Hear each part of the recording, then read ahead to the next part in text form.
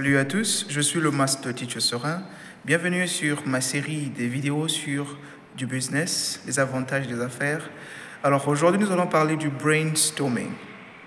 Sur cette vidéo, nous allons répondre à quelques questions comme qu'est-ce que le brainstorming? Pourquoi utiliser cette méthode du brainstorming? Quels sont les différents types de brainstorming? Quelles sont les règles, ce qu'il faut faire, ce qu'il ne faut pas faire, les interdits et ce qui est autorisé lors du brainstorming. Pour chuter, nous allons prendre un exemple concret dans la vie de tous les jours sur une entreprise globale, une entreprise internationale appelée Quintessentially, et nous allons brainstorm le mot Quintessentially. Merci.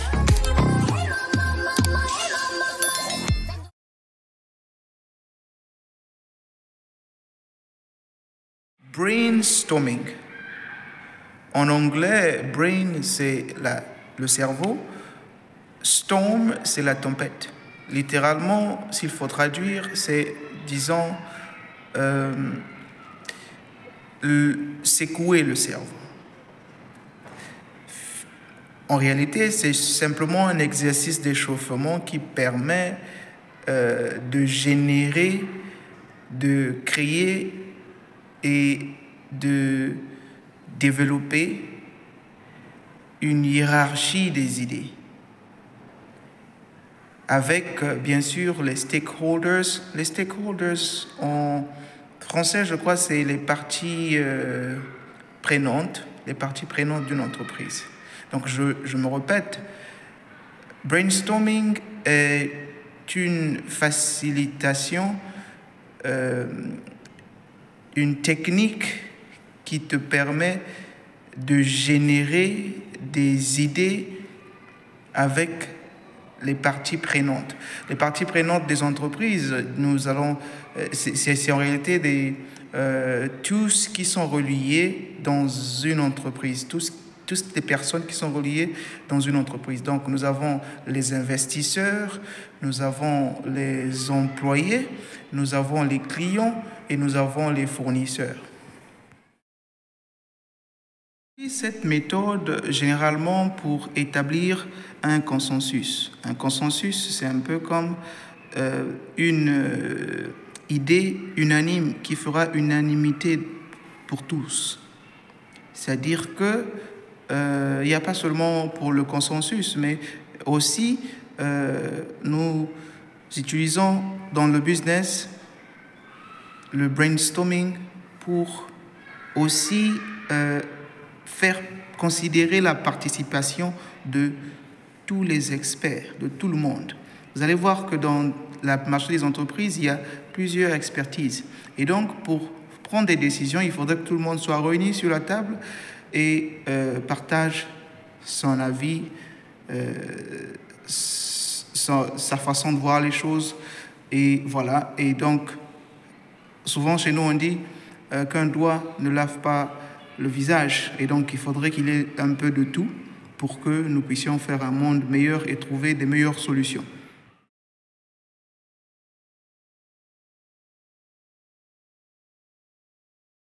Généralement, il y a 3 types de brainstorming.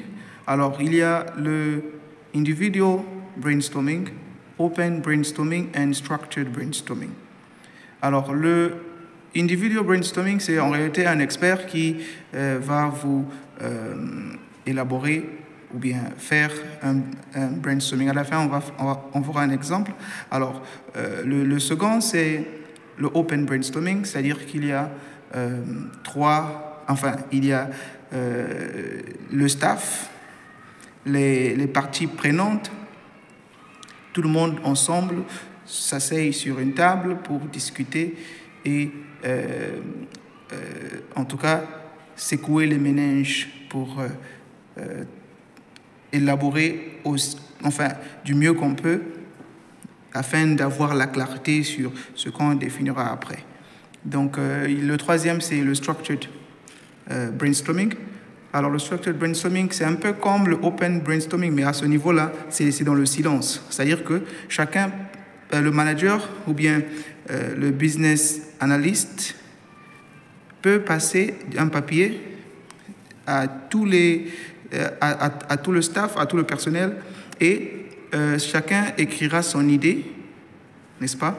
Mais il faudrait bien établir la consigne. Qu'est-ce que réellement tu veux demander d'eux? Alors chacun va avoir un papier où chacun écrira son idée et après va peut-être déposer dans une boîte. Alors à la fin, l'analyste, le business analyst va prendre tout ça et va voir des idées, enfin va analyser et tout cela jusqu'à ce qu'ils vont trouver un consensus. Donc c'est presque la même chose, mais sauf qu'à ce niveau-là, avec le structured brainstorming, il n'y a pas forcément contact de tout le monde assis sur une table. C'est plus l'analyste qui va faire la ronde, passer un papier où chacun écrira son idée. On va voir un exemple tout à l'heure. Bien, les règles du brainstorming, c'est-à-dire ce qu'il faut faire et ce qu'il ne faut pas faire. Alors, j'ai pris quelques notes ici. Je vais traduire pour vous.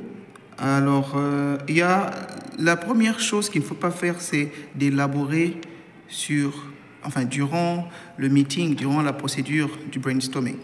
Vous n'êtes pas obligé de définir les termes. Vous êtes juste, on vous demande juste d'écrire un mot simplement. C'est suffisant. Pas des phrases forcément pour expliquer quoi que ce soit. Pas besoin. Juste des mots, ce qui vous vient en tête en premier lieu. On va faire un exemple pour illiciter un peu tout ça. Alors, aussi, en tant que leader, en tant que business analyst, quand vous êtes en train de diriger un brainstorming, ne rejetez pas les idées, tout comme les personnes, parce que ça risque de les frustrer. Par exemple, quelqu'un propose quelque chose, vous rejetez son idée. C'est malveillant et ça risque de les frustrer. L'idée, c'est que tout le monde participe. L'idée, c'est pas forcément d'avoir les meilleures réponses, mais que tout le monde participe. Et donc, ça serait malveillant de votre part de critiquer peut-être la proposition, les suggestions des autres, parce que vous pensez peut-être que c'est peut-être fou, ou bien c'est peut-être pas intelligent. C'est pas ça le plus important. Quand on brainstorm, on n'a pas réellement la clarté, on cherche la clarté, et donc c'est dans ce contexte-là qu'il faut prendre le tout. Tout ce qu'on va vous proposer, il faudrait mettre ça en considération. Il ne faut pas rejeter. Alors, le troisième point, c'est de s'arranger que les questions que les gens vont poser durant ce processus de brainstorming, ça ne doit être lié qu'à la clarification de suggestions qui sont déjà sur le terrain. Parce qu'il faudrait toutefois, sur des mots qui ont été donnés, de trouver encore d'autres mots. C'est-à-dire que ça sera comme une hiérarchie. Et donc, toutefois, vous pouvez poser des questions en fonction parce que vous savez que les mots ont de la signification que dans les phrases, mais aussi on peut connaître le concept des mots et leurs origines et tout ça. Donc, vous pouvez poser des questions comme ça pour justement clarifier, centrer en fait vos idées, et après, vous allez développer plus tard. Il y a aussi le fait de s'amuser. Il ne faudrait pas que ça soit quelque chose qui va ennuyer les gens, que ce soit il ne faudrait pas qu'il y ait l'idée de penser qu'il y a des bonnes réponses et des mauvaises réponses. Seulement, il faudrait trouver la clarté à la fin. Alors, il y a aussi un point. Il faut encourager tous les participants, même ceux qui donnent les mauvaises réponses ou bien les réponses stupides. Le dernier point, c'est la gérance du temps. Vous savez que ce n'est pas facile de gérer du temps. Et en business, le temps, c'est de l'argent. Même quand vous faites un brainstorming, si c'est 15 minutes, c'est 15 minutes. Parce qu'à la fin, après le brainstorming, il faut passer maintenant peut-être à la présentation et au consensus. On va essayer de pratiquer avec un exemple concret de quintessentially.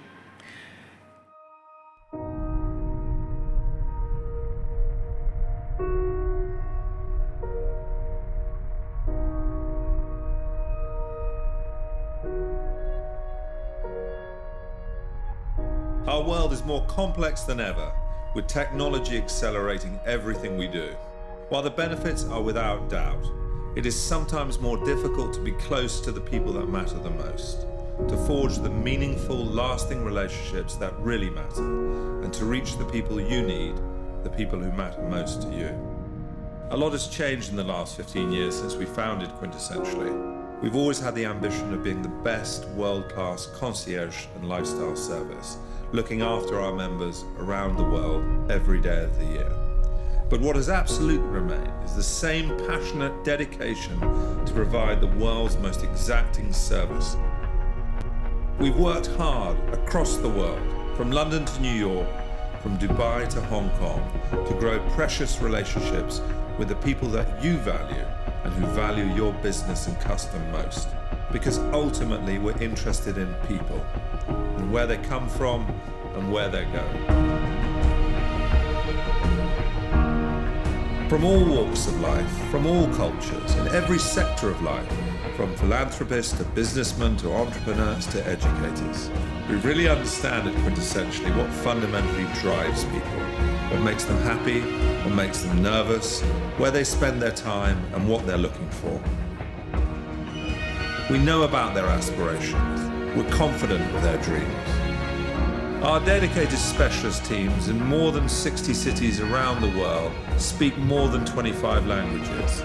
All of them have their ear to the ground to deliver singular, personal, remarkable customer experiences. This puts Quintessentially in a unique position where we can combine data-driven consumer insight from across the world with, most importantly, human relationships and real connections. All of this rich insight allows us to help some of the world's most famous and most important brands to powerfully connect with their customers who matter most to them, and helps them to transform their business and their future.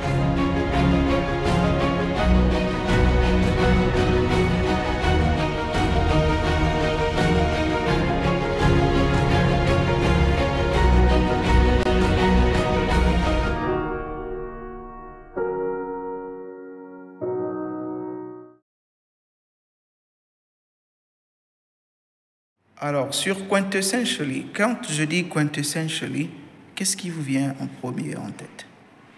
On peut parler de business, par exemple.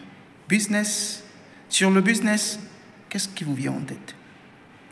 Peut-être qu'on peut parler si c'est un business local, ou bien un business global, ou bien on peut parler des clients qu'on veut avoir, on peut parler des services ou bien du produit qu'on va mettre là devant. On veut parler des attentes, mais les attentes de qui? Les attentes des parties prenantes, c'est-à-dire de l'entreprise, et aussi des clients. Donc, on peut anticiper tout ça. On continue, par exemple, sur Quintessentially. Qu'est-ce qu'on peut encore dire? On peut parler du marketing, par exemple. Mais le marketing, qu'est-ce qu'on peut dire sur le marketing? Qu'est-ce qui vous vient en tête en premier? Quand on parle de marketing, c'est peut-être la recherche du marché, la promotion, les ventes, n'est-ce pas? Il y a plusieurs choses, donc c'est ça. Il faut les idées, tout ce qui vient en tête, il faut les noter. Alors, sur Quintessentially, on peut encore parler aussi de la stratégie d'entrée dans un marché. Si on a choisi peut-être international, si on a choisi local, de là, on peut passer à la stratégie. Quelle stratégie on va utiliser pour se retrouver dans tel pays, tel pays, tel pays? Est-ce qu'il faudrait travailler avec des locaux? Comment est-ce qu'on va faire pour s'étendre? Et donc, quelles sont vos idées? Quelles stratégies vous allez utiliser? La dernière fois, j'ai fait une vidéo sur les stratégies pour entrer dans un marché international. Alors, nous avons le licensing, le franchising, le greenfield development, direct or indirect export. On a encore quoi? On a le Strategic Alliance. Tout ça, j'ai expliqué ça dans les vidéos précédentes là. Et donc, on peut continuer encore. Il y a la structure organisationnelle de l'entreprise.